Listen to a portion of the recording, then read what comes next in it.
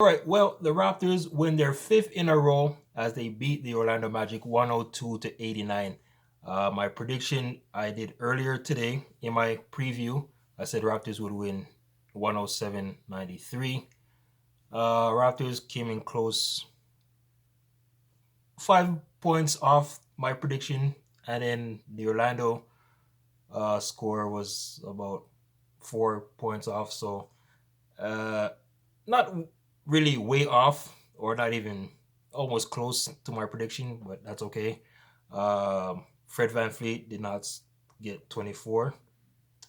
Siakam did not get 22 in my prediction.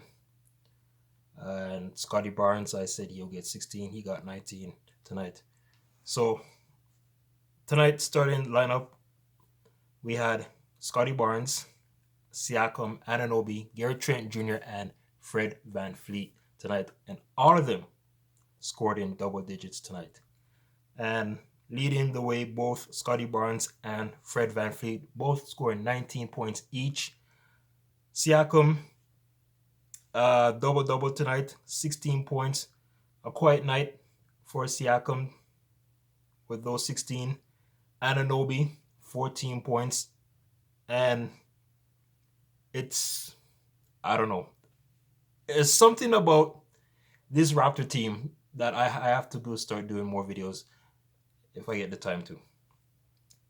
I did a video about OG Anunoby, the key piece missing for this Raptors team, and how they could use him. Since OG Anunoby has returned, the Raptors have won 5 straight games. Okay?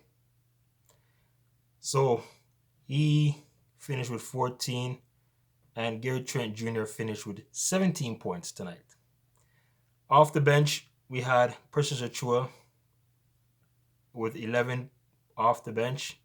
Chris Boucher, quiet night for him, 5 points only in this one. Raptors only going with, 4 guys off the bench. So Nick Nurse did not use too much of his players off the bench, which really wasn't needed, because this was a game where the Raptors set the tone early in that first quarter. First quarter, they won by 6, so it was almost close. Okay, 29-23. Then they go out to win that second quarter, 30-23. So at the break, they had a 59-46 lead. Okay. Then after that halftime, third quarter, Raptors winning that third quarter 26-17. And then it was flipped around in the fourth quarter, where the Magic winning the fourth quarter 26-17. For the Orlando Magic, the leading scorer in the starters tonight was Mo Bamba.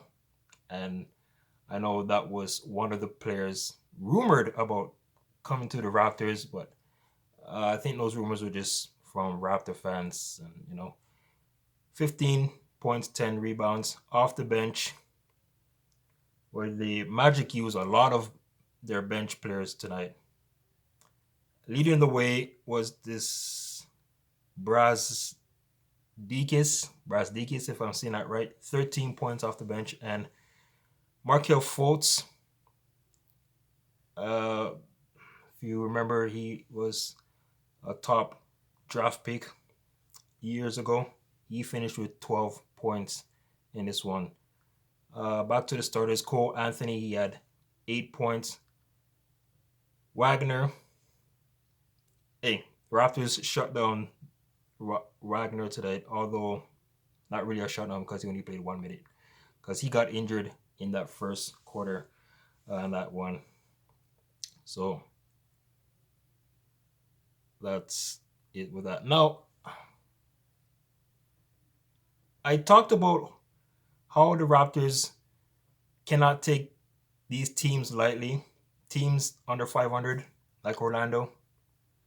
And the Raptors, they almost let this one slip away from them tonight. Their biggest lead was, I believe, 16, 17 points And here comes the Orlando Magic in the fourth quarter, getting it as close as 9 points.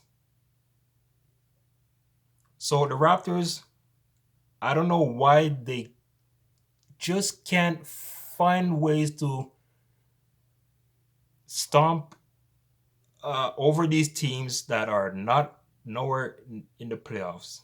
They're not above 500.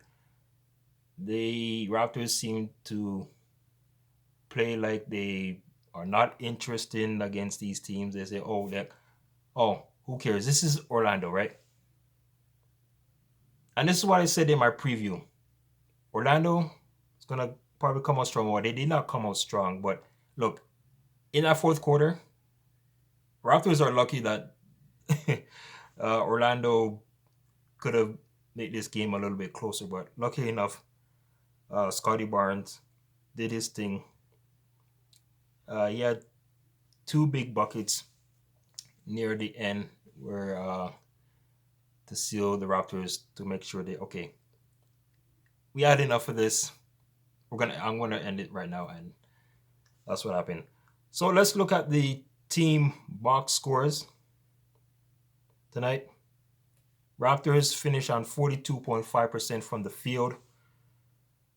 From threes, Raptors were 11 for 35. They were 10 for 11 from the free throw line. So Raptors did not really go to the line as much tonight, only 11 times.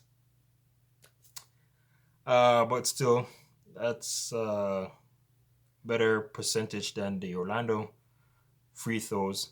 Rebounds, Raptors winning this one 52 to 48, right? So kind of a big win over an opponent where the Raptors should have probably won this maybe by 20 plus. But hey, a win is a win. Not all that matter. My prediction of the over and under of 44.5 is correct. 45 wins right now for the Raptors. And with 5 games remaining, the big one on Sunday,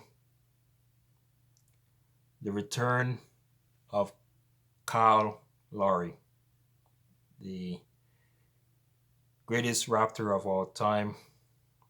That should be a game, a must-see TV game in Canada. I can't imagine what's going to take place before the game. Might be a long ceremony, standing ovation. Only thing that, if it's possible, would the Raptors have a statue with Kyle Lowry? I believe. Now this might be just a little prediction, but I don't think it's gonna happen.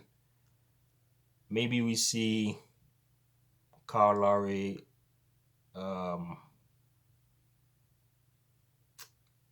like he gets some kind of a award. But we just have to wait on Sunday, right? And with this win for the Raptors, who improved to 45 and 32, they are now 3 games clear of the Cleveland Cavaliers. Okay, so in order for the Raptors to avoid the play-in tournament, the Raptors will have to win, including this one with the 5 games left. They will have to win at least 2 more, and then Cleveland to finish at least 46 and 36. Raptors will have to finish 47 and 35, right? So if the Raptors can get at least 2 more wins, and then the Cleveland Cavaliers get 1 more loss, no play-in tournament for the Raptors. So that's good news, all right? And also, Raptors are now back for the 3rd time, are in a virtual tie with the Chicago Bulls. Okay? And also, The Raptors are 1.5 games back behind Philadelphia for that second spot in the Atlantic Division. But